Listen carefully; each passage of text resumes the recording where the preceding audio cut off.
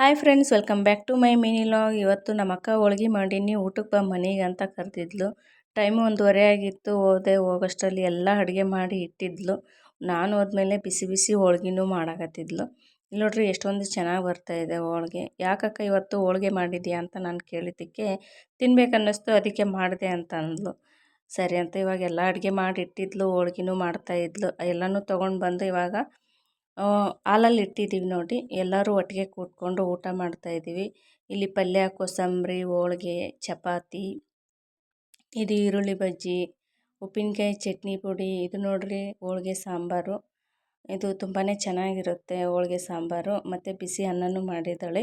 ಎಲ್ಲ ಅಡುಗೆ ಮಾಡಿ ಇವಾಗ ಎಲ್ಲರೂ ಕೂತ್ಕೊಂಡು ಊಟ ಮಾಡ್ತಾಯಿದ್ವಿ. ಹೋಳ್ಗೆ ಜೊತೆ ಸೀಕರ್ಣಿ ತುಂಬ ಚೆನ್ನಾಗಿರುತ್ತೆ, ಅದು ಸೀಕರ್ಣಿನೂ ಮಾಡಿಟ್ಟಿದ್ಲು. ಇವಾಗ ಮಾವಿನ ಹಣ್ಣಿನ ಸೀಸನ್ ಅಲ್ವಾ, ಎಲ್ಲರೂ ಇವಾಗ ಊಟಕ್ಕೆ ಕೂತಿದ್ದೀವಿ ನೋಡಿ. ನನಗೂ ಊಟ ಹಾಕ್ಕೊಟ್ಲು, ಇವಾಗ ಊಟ ಮಾಡ್ತಾಯಿದ್ದೀನಿ.